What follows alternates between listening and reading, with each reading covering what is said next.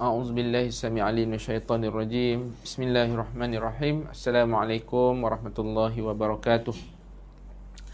Alhamdulillah summa alhamdulillah nahmaduhu wa nasta'inuhu wa nastahdi nastaghfiruh wa na'udzu billahi min syururi anfusina wa min sayyiati a'malina may yahdihillahu fala mudilla lahu wa may yudlil fala hadiya lahu. Asyhadu an la ilaha illallah wa asyhadu anna Muhammadan 'abduhu wa rasuluh. Allahumma rabbi shrah li sadri wa yassir li amri wahlul 'uqdatam min lisani yafqahu qawli, amma ba'd.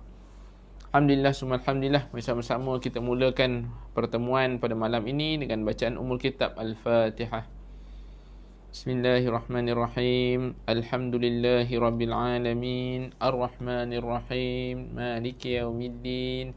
Iyyaka na'budu wa iyyaka nasta'in. Ihdinas siratal mustaqim. Siratal ladzina an'amta 'alaihim ghairil maghdubi 'alaihim waladdallin. Amin. Alhamdulillah, ashabul fadilah, tuan-tuan guru, puan-puan guru, para alim ulama, para asatizah, para pimpinan masyarakat setempat, tuan-tuan haji, puan-puan hajah, ibu-ibu, ayah-ayah, tuan-tuan puan-puan yang dirahmati oleh Allah Subhanahu wa taala.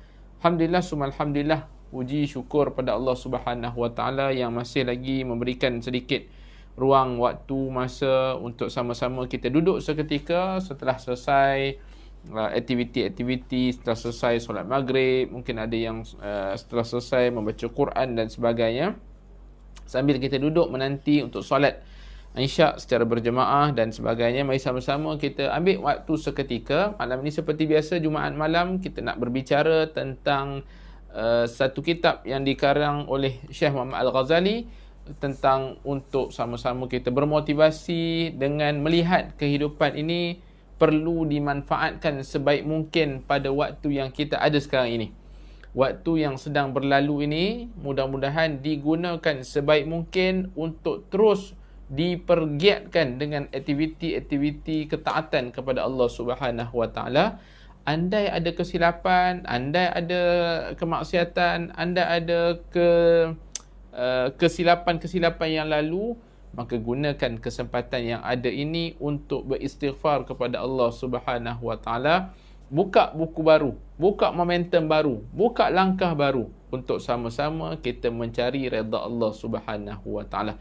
Tuan-tuan, berbicara tentang taubat pastinya satu perkara yang sangat menggembirakan Allah Subhanahu wa taala.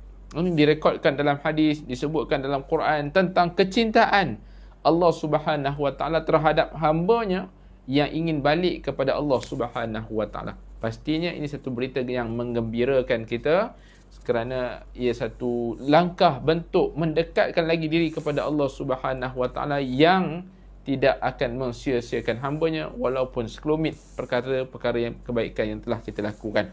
Tuan-tuan dan puan yang dirahmati oleh Allah Subhanahu wa taala, malam ni nak berbicara tentang tajuk baru malam ini, antara keimanan dan kederhakaan.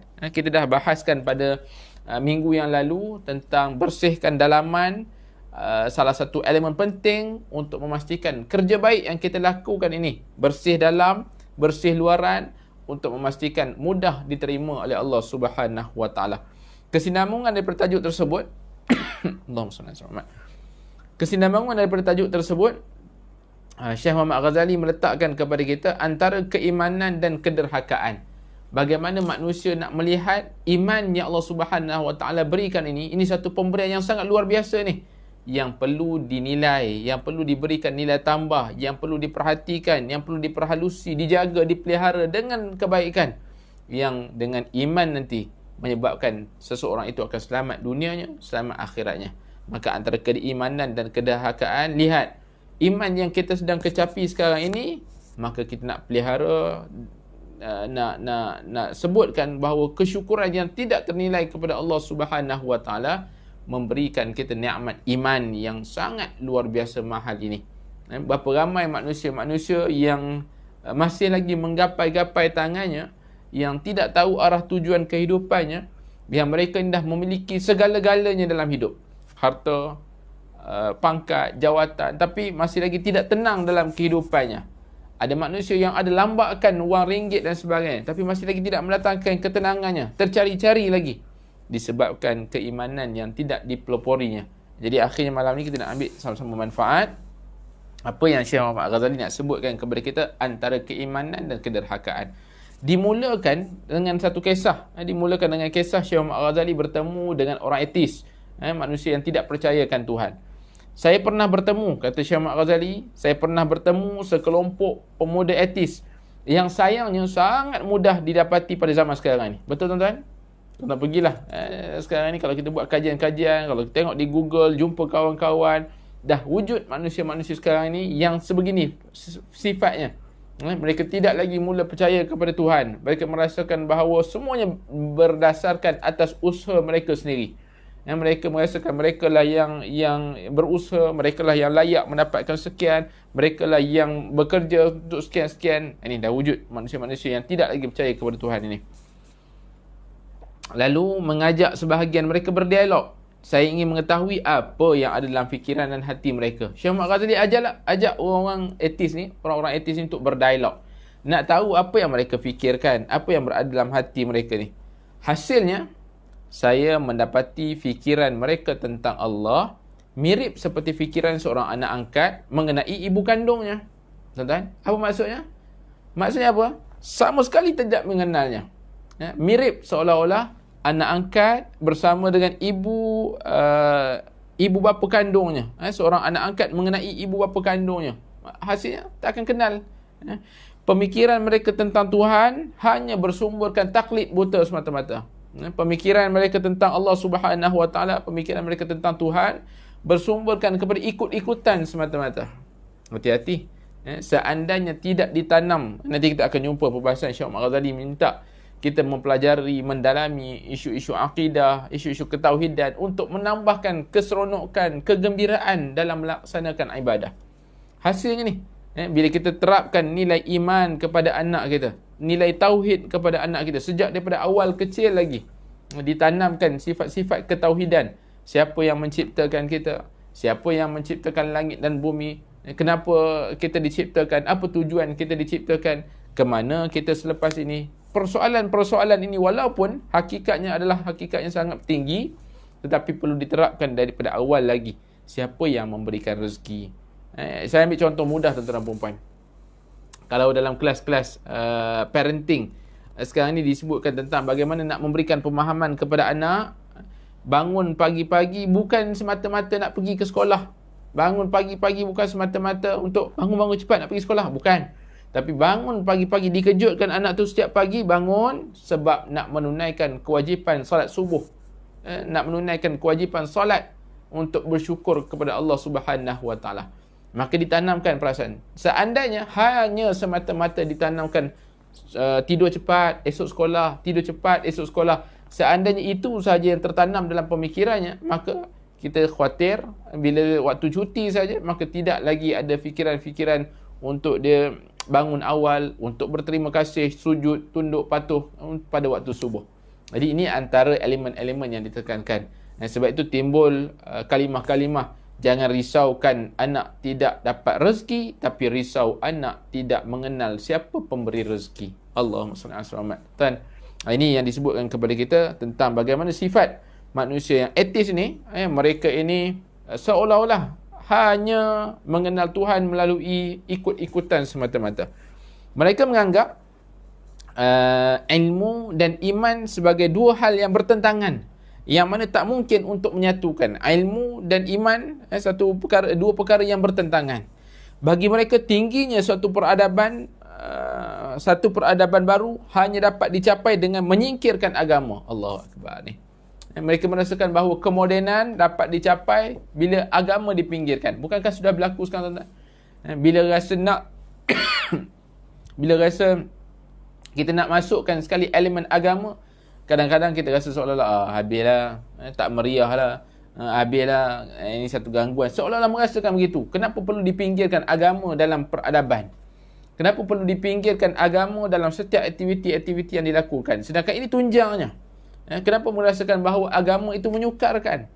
Sedangkan bila kita mencari redha Allah Subhanahu Wa Taala, banyak keberkatan-keberkatan dalam majlis yang kita akan dapat. Ini disebutkan kepada kita. Mereka berasa meskipun tidak pernah mempelajari ilmu-ilmu sekular, memiliki kedudukan tinggi sebagai kaum intelektual yang menabur benih kemajuan. Mereka konsep kehidupan dan penciptanya sama seperti yang diceritakan kepada mereka bukan berdasarkan konsep yang benar. Dengan cara itu sesungguhnya mereka telah mengikuti kehinaan dan kesesatan.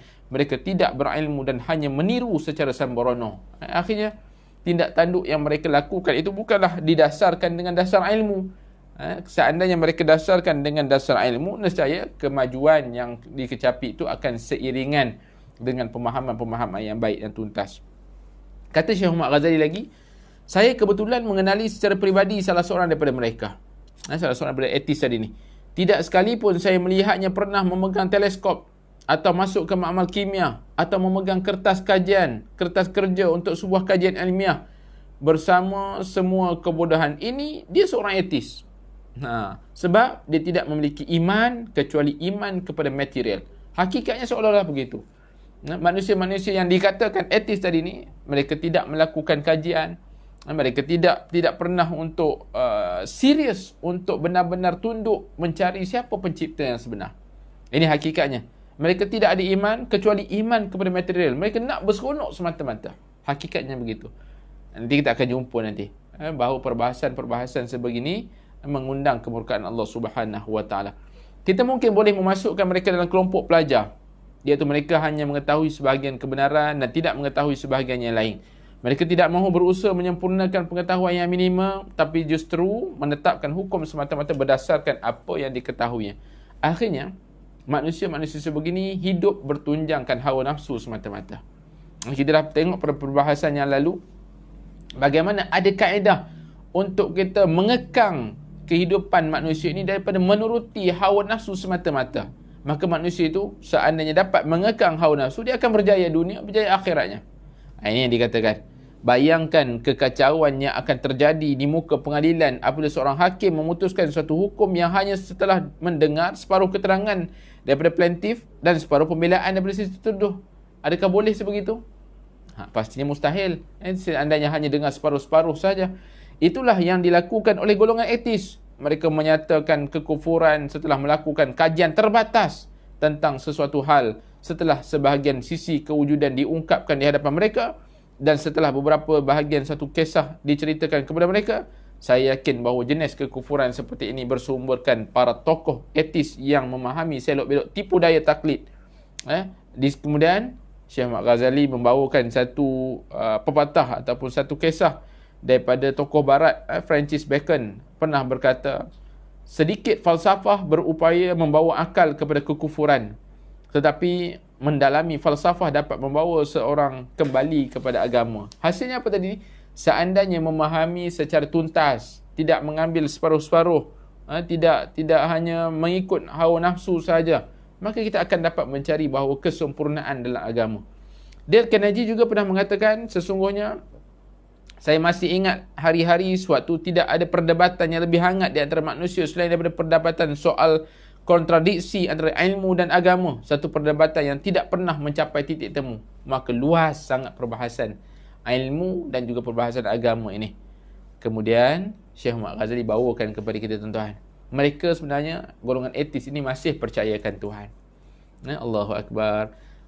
Saya akan mengemukakan, kata Syekh Muhammad Ghazali, saya akan kemukakan salah satu persoalan penting yang sering dilupakan ramai orang, iaitu perbezaan asas antara iman kepada Allah yang tertanam kuat dalam jiwa ramai intelektual dan tokoh besar dengan penganutan salah satu agama yang popular di barat. Dalam sejarahnya, ilmu pengetahuan telah membuatkan ribuan cendekiawan beriman kepada Allah lalu bersimpuh di hadapan kekuasaannya. Hasilnya apa? Hasil mereka mengkaji, hasil mereka membaca, hasil kajian-kajian yang dilakukan, kebanyakannya akhirnya tunduk, patuh, bersimpuh di hadapan Allah Subhanahu Wa Taala, mengakui bahawa ilmu yang Allah Ta'ala kurniakan ini sangat luas. Mereka tertunduk kepada Allah Subhanahu Wa Taala. Sama halnya pemikiran yang lurus dan selamat juga telah menarik hati ramai ahli politik dan penguasa untuk beriman kepada Allah Subhanahu Wa Taala dan mengikut syariatnya. Hakikatnya meskipun sudah digerakkan oleh perasaan kuat bahawa alam semesta ini pasti ada yang menciptakan, mereka sudah puas dengan pencapaian tingkatan iman setakat itu dan enggan menyempurnakan potensi rohani melalui ajaran agama yang mereka ketahui. Sebenarnya apa tuan-tuan? Kadang-kadang mereka percaya tentang kewujudan alam ini diciptakan oleh Allah Subhanahu Wa Taala. Tetapi tindakan selepas itu untuk tunduk dan patuh mengikuti ajaran Allah Subhanahu Wa Taala, mereka tidak mahu mengikutinya. Akhirnya mereka nafikan. Akhirnya mereka menafikan seolah-olah hanya mereka ini bertunjangkan keimanan material, apa yang disebutkan oleh Syekh Muhammad Ghazali kepada kita tadi ni. Disebabkan kekangan nafsu ni. Ada kekangan lain yang menghalang mereka untuk menyempurnakan potensi rohani mereka. Jalan mana yang harus mereka tempuhi untuk mencari tambahan pengetahuan tentang Tuhan? Katakan, mereka penganut Yahudi atau Kristian. Mereka tidak akan dapat menemukannya, baik di dalam Taurat maupun dalam Injil. Tidak ada satu pun dalam kedua-dua kitab itu untuk menambah ilmu agama mereka.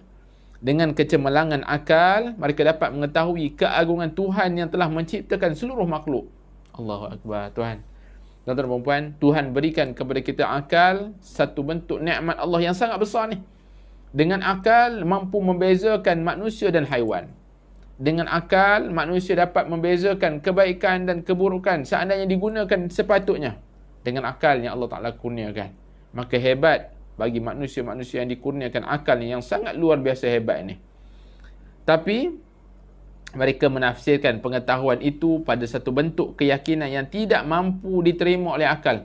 Sebab ketuhanan yang mereka yakini terbentuk daripada 3 entiti. Entiti ayah, entiti anak, entiti Ruhul Qudus. Pada titik inilah mereka akhirnya berhenti. Mereka kemudian mengerjakan pelbagai perilaku dalam hidup yang mereka anggap benar berdasarkan penelitian dan pemikiran. Mereka hanya menggunakan pemikiran yang cetek untuk memahami agama. Saya ingat kisah seorang pendeta yang ditugaskan menjenguk Marshal Goering, seorang pegawai senior dalam pemerintahan Hitler yang sedang menunggu detik-detik dijatuhkan hukuman di tangan pasukan tertentera bersekutu.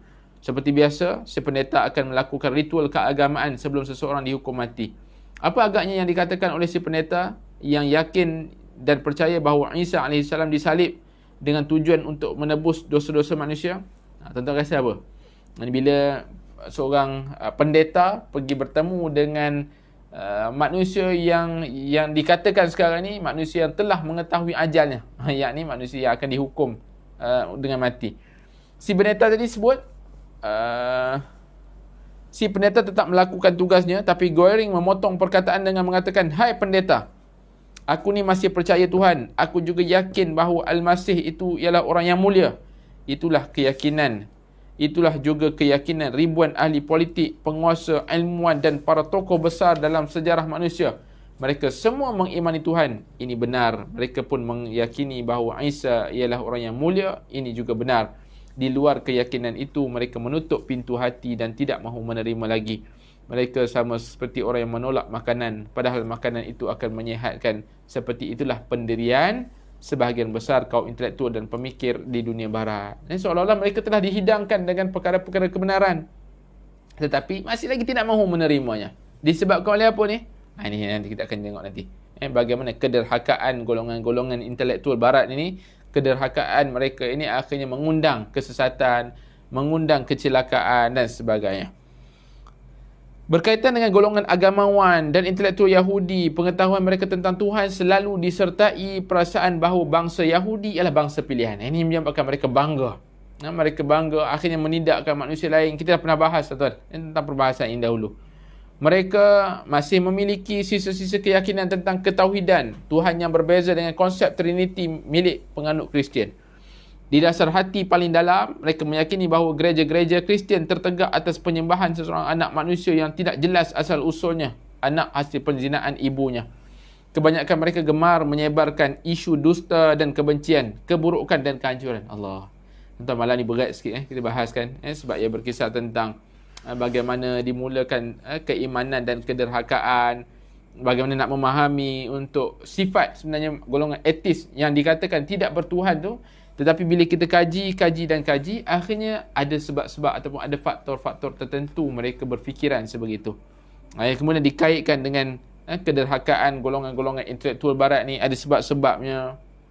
Sebab tu nampak agak berat sedikit lah tuan-tuan. Kebanyakan mereka gemar menyebarkan isu dusta, kebencian, keburukan dan kehancuran. Hanya kelompok minoriti daripada mereka yang dibimbing ilmu yang berupaya menahan kebencian dan kedengkian. Ini hasilnya tuan-tuan. bila tidak diberikan dengan panduan yang benar, akhirnya mereka ini tetap dengan kederhakaan mereka. Namun, yang paling penting, keimanan kepada Allah Sang Pencipta langit dan bumi masih tetap sebagaimana dulu tertanam di jiwa manusia.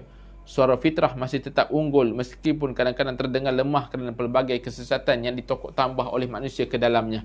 Keimanan ini merupakan satu bahagian kebenaran yang kesempurnaan berada di tangan Islam.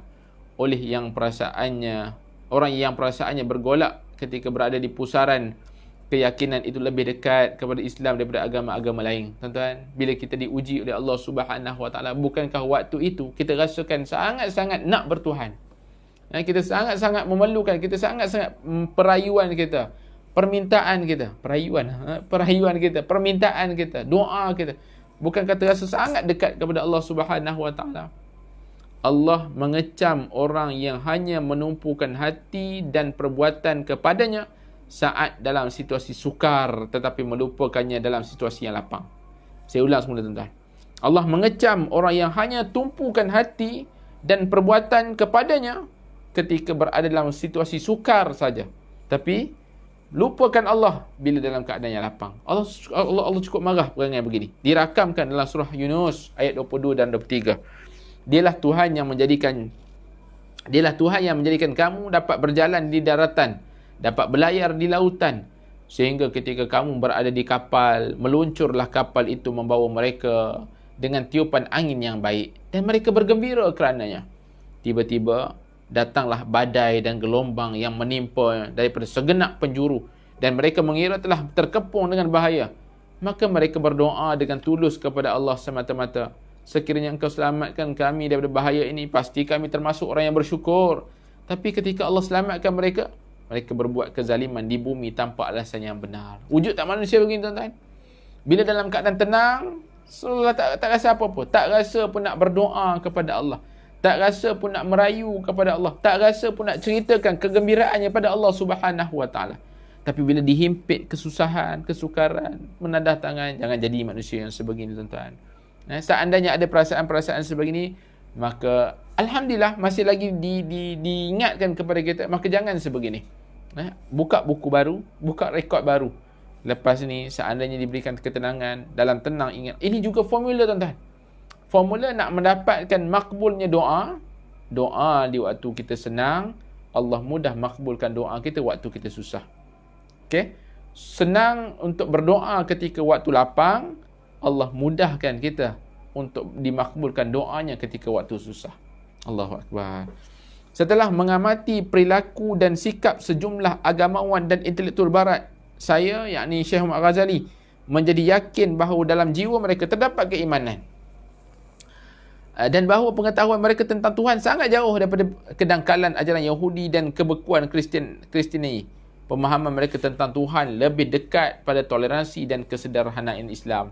Namun mereka membenci Islam dan kaum muslimin. Bagi mereka, penganut Islam ialah batu penghalang yang menghalang kemajuan manusia. Begitu juga sebahagian ajarannya.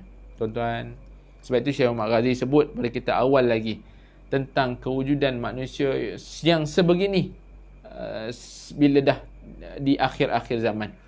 Manusia yang menolak unsur-unsur keagamaan dalam setiap majlis-majlis, dalam setiap kemajuan peradaban. Merasakan bahawa agama akan memundurkan, merasakan bahawa agama akan menjadi seolah-olah kuno dan sebagainya. Ini disebut ni. Mereka enggan menerima kebenaran Islam dan menolak menjadi sebahagian daripada kaum muslimin. Sebab apa? Kesombongan, kebongkakan. Sebab mereka rasa mereka yang usahakan dengan kepandaian dan kecerdikan mereka. Dan mereka dapat berbahasa, mereka dapat mencipta, mereka dapat melakukan hasil daripada kepandaian yang mereka rasakan sebegitu.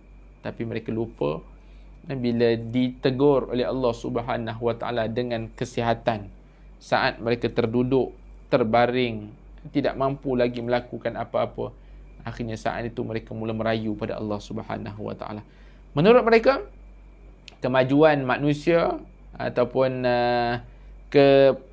peningkatan peradaban ini dalam bidang ilmu pengetahuan dan peradaban merupakan buah pemikiran dan kerja intelektual mereka. Tidak ada campur tangan Tuhan di sana. Seperti mana yang saya sebut tadi ni. Mereka merasakan bahawa setiap kemajuan peradaban ini, setiap kemajuan ilmu adalah melalui kepandaian, kecerdikan mereka semata-mata. Bukanlah ada campur tangan Tuhan. Risalah Nabi SAW sendiri dari sisi ilmiah tidak ditampilkan dengan kesesuaian agar manusia dapat mengenalnya dengan sepenuh hakikat. Kerana kita pasti mendapati perdebatan sengit dalam kalangan orang yang membangunkan keimanan di atas asas logik akal yang membebaskan keimanannya daripada pengaruh khurafat. Kita juga akan mendapati perdebatan serupa dalam kalangan orang awam bersandarkan pada sumber-sumber tradisi nenek moyang. Maka kefahaman kita kena beri. Seolah-olah agama ini tidak akan ke belakang. Bahkan agama ini bagaimana nak diseiringkan dengan kemajuan peradaban, kemajuan ilmu, kemajuan teknologi dan sebagainya, dengan tidak meminggirkan unsur-unsur agama. Ada juga golongan yang duduk berdiam. Ribuan bahkan jutaan orang di negara-negara barat sebenarnya tidak menolak keimanan kepada Tuhan, meskipun kadarnya tipis ataupun lemah. Mereka mengaku ada Tuhan yang menciptakan alam. Lebih jauh, sebahagian mereka sesungguhnya mengakui menerima konsep tauhid yang diajarkan Islam, yakni bahawa hanya ada satu Tuhan yang menciptakan dan mengatur alam semesta ini. Mereka tak keluar atau menyimpang daripada fitrah sejati manusia kerana ada dasarnya semua manusia memiliki potensi dan kecenderungan untuk beriman. Sebagaimana yang kita sebutkan tadi, walaupun dikatakan tidak beramal, tidak beragama, tapi ada 9 golongan yang mengakui tapi hanya duduk berdiam diri.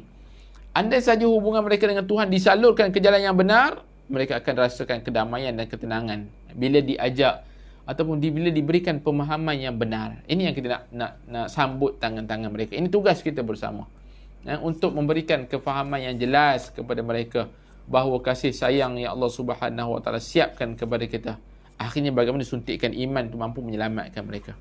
Sayangnya, kunci yang mereka gunakan untuk membuka pintu keimanan dan pengetahuan tidak padan dengan mangganya. Jadi, pintu itu telah tetap tertutup rapat kerana kunci yang mereka miliki tidak berfungsi sedikit pun. Seandainya hati yang dahagakan keyakinan dan kedamaian itu menemukan kunci sebenar, pintu yang tertutup pasti terbuka dan hati yang dahaga pasti lega dan puas oleh keimanan yang suci dan jernih. Ini soal kunci. Bagaimana untuk mereka memahami dengan akal yang dikurniakan oleh Allah Subhanahu Wa Taala? Mereka cuba berfikir, akhirnya mereka akan menemukan sebenarnya hasil daripada kemahuan mereka, hasil daripada pemikiran mereka yang nakkan kebenaran, mereka akan temui. Tetapi kerana kesombongan, seandainya masih lagi ada kesombongan, tidak mahu melepaskan harta dunia, tidak mahu melepaskan kecintaan mereka terhadap harta, keturunan dan sebagainya, ini menyebabkan kunci tadi ni seolah-olah salah mangganya. Orang yang berjiwa besar pasti tidak akan duduk berdiam diri ketika menghadapi krisis keimanan yang melanda diri dan masyarakat di sekitarnya. Mereka akan berusaha mencari Allah, menghulurkan tali kepadanya dan tidak memandang orang lain kecuali yang sama seperti diri mereka. Meskipun orang itu adalah Isa Al-Masih, didorong keyakinan bahawa hanya ada satu Tuhan, bukan 3. Mereka akan mencari jalan yang benar untuk mengenal dan berserah diri kepada Allah. Jadi bila ada manusia-manusia yang begini, yang berkrisis, tidak akan duduk diam, hanya merasakan bahawa percaya bahawa Allah yang menciptakan alam, tapi adakah sekadar itu saja? Berusaha untuk mencari apa tujuan kehidupannya, nak cari kelazatan kehidupan, keimanan. Akhirnya mereka inilah yang berusaha kepada Allah Subhanahu Wa Taala. Dengan cara itu, asas keimanan yang benar akan tertanam kuat meskipun terbatas dan jauh daripada sikap kependetaan berserta pelbagai ritual formal. Keimanan seperti yang dibincangkan di atas tidak disebut kekufuran meskipun tidak bersambung dengan Injil, Taurat maupun Quran. Kerana mereka tidak mengenal Quran, atau mungkin ada juga yang mengenalnya tapi tidak secara menyeluruh, atau mereka mengenal Quran dan sebahagian ajaran Islam tapi dari sudut pandang yang merendahkan. Ini biasa. Bagaimana pandangan-pandangan mereka terhadap Quran. Bagaimana pandangan masyarakat ini terhadap Islam yang mengatakan Islam agama teroris, tapi mereka tidak mengkajinya. Mereka akan mengatakan Islam tertegak dengan mata pedang semata-mata, tapi mereka tidak mengkajinya. Tapi bila diberikan, seandainya mereka mahu, hasil daripada mereka menilik, mencari, akhirnya mereka akan dapat jawapan-jawapan yang benar. Sementara itu mereka tidak menemukan apa-apa daripada Injil dan Taurat yang dapat memuaskan dahaga keimanan mereka. Seandainya mereka tidak mencari jalan yang betul. Jadi pergantungan alam dan seisinya kepada Allah Subhanahu Wa Taala perlu diberikan penekanan. Bagaimana alam ini dan seluruh isinya bergantung dengan Allah Subhanahu wa taala. Berkaitan dengan persoalan ini, persoalan pergantungan alam dan seisinya kepada Allah Subhanahu wa taala, kami ingin mengutarakan pernyataan Dale Carnegie, kata Syekh Muhammad Ghazali. Beliau menyebut, saya pernah bertemu dengan Henry Ford dalam sebuah wawancara sebelum dia mati. Sebelum kami bersemuka, saya membayangkan dirinya pastilah orang yang berwajah serius, tegas lantaran tugas berat yang dipikulnya. Maklumlah bertahun-tahun dia mendirikan, memajukan dan memimpin sebuah syarikat terbesar di dunia. Henry Ford tadi. Tapi saya sangat terkejut ketika berhadapan dengannya. Dia nampak tenang, tak nampak gelisah, meskipun waktu itu dah 78 tahun. Ketika saya bertanya kepadanya apakah dia pernah rasa cemas, gelisah, dia jawab tak pernah. Saya benar-benar meyakini bahawa Tuhan yang Maha Kuasa mengatur segala urusan. Dia tidak perlu nasihat daripada saya. Dan kerana itu saya tulus menerima dia yang mengatur urusannya, saya sekehendaknya dan dengan kebijaksanaannya. Jadi mengapa saya cemas? Allahu Akbar, tuan. Ini dikatakan, adakah Henry Ford ni bersahabat ataupun suka membaca buku-buku karya Ibnu Athaillah As-Sakandari, buku-buku hikam. Sebab dalam pelbagai karya tasawuf, Ibnu Athaillah As-Sakandari ni banyak membicara tentang sikap iman, yakin, serah diri pada Allah. Adakah Henry Ford baca kitab-kitab Ibnu Athaillah? Sikap untuk berserah diri. Kenapa perlu nak risau-risaukan kehidupan sedangkan Allah mengaturnya dengan sebaiknya? Kenapa perlu ini? Jika kita amati ungkapan Ibnu Athaillah As-Sakandari, ada persamaan dengan ungkapan Henry Ford tadi ni. Meskipun kedua-duanya hidup pada zaman berbeza, latar belakang sosial yang jauh berbeza, Ibnu Athaillah As-Sakandari menyeru kita agar serahkan urusan kepada Allah semata-mata dan menerima ketetapannya. Setelah kita berusaha, serahkan pada Allah. Ini yang diajarkan dalam agama kita. Kata Ibnu Athaillah As-Sakandari, pertama, engkau harus sedar dan mengetahui aturan Allah dalam segala urusan. Ketahuilah Allah ada untukmu sebelum engkau ada untuk dirimu. Kita tahulah, letak dalam diri kita, Allah Maha mengetahui, Allah Maha ada. Dan Allah menciptakan kita, Allah dah ada dah sebelum kita ada. Sebagaimana Allah telah menjadi pengatur urusanmu sebelum engkau ada, dan tidak ada sesuatu pun yang turut bersamanya dalam mengatur urusanmu, maka dia juga menjadi pengatur urusanmu setelah engkau ada. Kedua, ketahuilah bahawa aturanmu untuk dirimu adalah kebodohan. Seandainya kita rasa kita yang atur hidup kita, kita silap. Ketiga, ketahuilah bahawa takdir tidak akan berjalan mengikut perancanganmu. Bahkan sebahagian besar yang terjadi bukan termasuk ke perancanganmu, dan hanya sebahagian kecil saja yang sesuai dengan perancangan kita. Apa yang terjadi di alam ini, kita sedang berusaha, insya-Allah, tapi tidak terlepas daripada pengetahuan Allah Subhanahu wa taala. Perancangan-perancangan yang telah Allah Subhanahu wa taala aturkan kepada kita. Keempat, ketahuilah bahawa Allah Subhanahu wa taala Maha berkuasa untuk mengatur sendiri kerajaannya yang gaib dan yang nyata.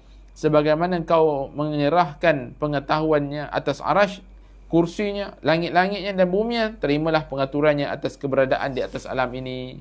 Jadi bila kita dengar nasihat-nasihat Ibnu Athaillah ni, mungkin kita akan terus buat kesimpulan.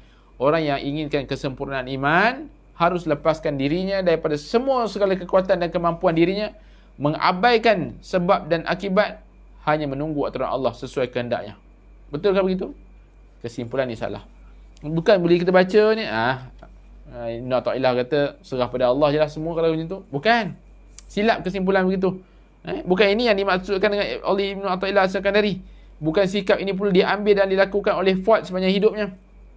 Perasaan manusia bahawa dia memiliki kemampuan adalah sesuatu yang penting. Usahanya untuk mendapatkan sebab-sebab kebahagiaan keharusan. Kerana itu Ibnu Athaillah As-Sakandari melanjutkan kata-katanya, mengusahakan sebab-sebab itu tidak menafikan sifat tawakal.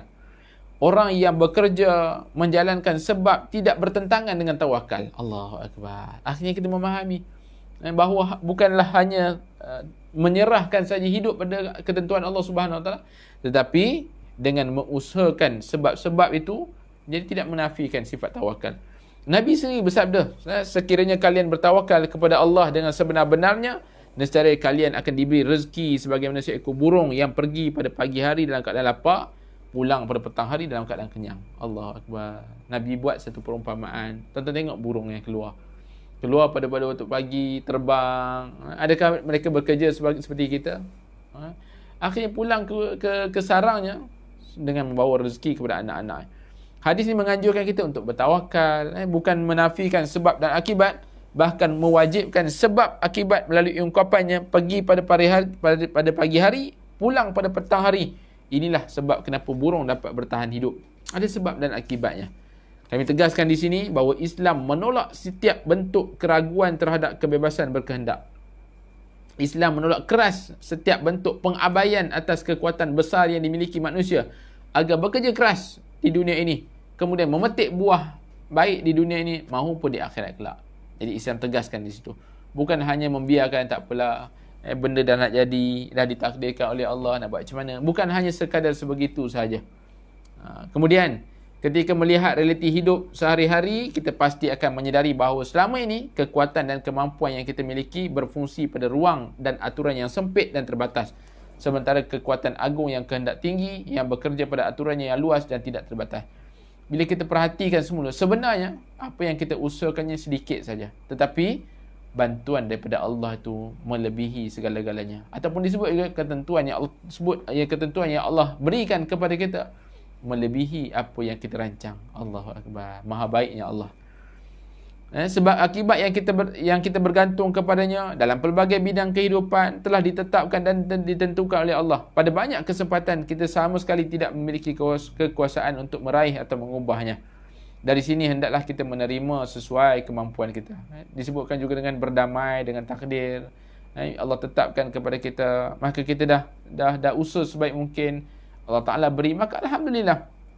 Jangan pernah cuba menandingi atau malah mengalahkan angin taufan dengan angin yang kita tiupkan dari mulut Allah. Yang Syekh Muhammad Ghazali berikan pemahaman. Jangan seolah-olah begitu. Kita nak lawan takdir, pasti tak akan mendatangkan ketenangan dalam kehidupan kita. Itulah yang didengungkan dan dimaksudkan oleh penganjur konsep tajrid, iaitu berpegang pada sebab akibat dan meredai apa yang dilakukan oleh Allah SWT setelah kita berusaha sepenuh kemampuan kita. Kalau kita nak lawan juga takdir, seolah-olah kita nak menolak takdir, akhirnya bukankah itu mengundang kesengsaraan dalam diri kita? Sangat penting bagi kami untuk berhati-hati dalam menyampaikan nasihat-nasihat ini. Kata perlahan-lahan sering ditujukan kepada pemuda yang tergesa-gesa dan terlalu cepat memacu keretanya. Namun apabila ucapan ini ditujukan kepada orang yang duduk dan hanya bermain atau pejalan kaki yang berjalan longlai, maka itu adalah gurauan yang buruk. Allah. Akhir sekali tuan-tuan, akhir sekali pada malam ini disebutkan kepada kita, orang-orang Amerika yang didorong oleh cita-cita dunia, yang berputus asa ketika ditimpa kegagalan dan melompat girang saat meraih kejayaan, semestinya mendengar dan menerapkan pernyataan Ford dan Ibn Athaillah As-Sakandari. Adapun orang timur yang lemah lembut dan tidak terlalu bergairah sangat memerlukan pernyataan lain yang lebih cocok, lebih memberi kesan, lebih membangkitkan semangat. Sayangnya, pelbagai belahan dunia Islam sudah dipenuhi kedua-dua kelompok yang berbeza tersebut. Di antara mereka ada yang menerima pernyataan, bekerja keraslah agar kau dapat hidup. Ada pula yang menerima ungkapan, istirahatlah agar engkau dapat menikmati hidup. Bukankah dua perkara yang berbeza? Ada satu manusia yang bekerja untuk dapat menikmati kehidupan ni. Ada manusia yang tak apalah, istirahat je lah, nak menikmati hidup, tidak melakukan apa-apa usaha. Kepada mereka yang selalu menangisi barang miliknya yang hilang, yang ragu ketika menghadapi kebenaran, yang berlega-lega di sekeliling kehidupan kerana menantikan harapan yang tidak kunjung datang, Syekh Muhammad Ghazali membawakan kepada kita satu kata-kata daripada William James. Di antara kita ada Tuhan, ada satu ikatan yang takkan pernah putus. Jika kita menundukkan diri di bawah aturannya, maka semua harapan dan cita-cita kita pasti menjadi kenyataan. Allah. Kalau orang barat boleh berkata seperti begini, apakah kita orang Islam tidak meyakini bahawa kita di bawah pantauan Allah? Setiap ketentuan yang Allah Ta'ala berikan kepada kita itu adalah terbaik. Maka ini nak ditanamkan supaya kita melazimi bahawa ketentuan yang Allah Ta'ala berikan kepada kita setelah hasil usaha kita yang berterusan, usaha kita yang diberikan sehabis baik, akhirnya mendatangkan redha Allah Subhanahu Wa Taala. Sementara orang-orang yang pemalas, yang hanya duduk dan menanti takdir, harus dipukul dengan nama Allah agar segera bangkit dan berdiri untuk bekerja. Manusia-manusia yang ada kemampuan tapi hanya duduk, berzikir saja. Berzikir dengan arti kata apa? Berzikir untuk nak buat macam mana. Berzikir itu, berzikir nak buat macam mana. Dah ditentukan oleh Allah nak buat macam mana. Akhirnya terima je lah takdir. Ini yang menjadi kesilapan-kesilapan seolah-olah tidak ada satu usaha, satu bentuk. Mereka hanya duduk berdiam diri, tidak menyerahkan kehidupan ataupun pergantungan kepada Allah Subhanahu wa taala. Tuan-tuan dan puan dirahmati oleh Allah Subhanahu wa taala, saya rasa kita berhenti di situ dahulu. Insya-Allah pada minggu hadapan, panjang umur ada kesempatan, kita tengok tentang bila iman ni dipinggirkan, ataupun disebutkan kepada kita bila iman dijadikan hanya tempelan semata-mata, apa kesannya dalam kehidupan manusia. Manusia yang hanya meletakkan iman tu hanya tempelan saja, yang tidak mengundang, seolah-olah mengambil iman pada tempat-tempat yang tertentu saja. Insya-Allah kita akan lihat perbahasan sebegini. Mudah-mudahan Allah Subhanahu Wa Taala mengurniakan kebaikan kepada kita. Terima kasih yang mengikuti sejak daripada awal tadi. Mohon maaf atas kekhilafan bicara. Terima kasih yang terus menekan butang share, berkongsi. Mudah-mudahan tuan-tuan dan puan terus diberikan kebaikan-kebaikan dalam kehidupan. Saya mohon maaf atas kekhilafan bicara. Mudah-mudahan Allah panjangkan umur, dapat sama-sama kita bertemu pada minggu hadapan, diberikan kekuatan fizikal, mental untuk sama-sama meneruskan sisa-sisa kehidupan ini dengan ketaatan kepada Allah Subhanahu Wa Taala, terus diberikan kebaikan dunia dan akhirat. Aqulu qawli hadza wa astaghfirullahal azim li wa lakum. Wassalamualaikum warahmatullahi wabarakatuh.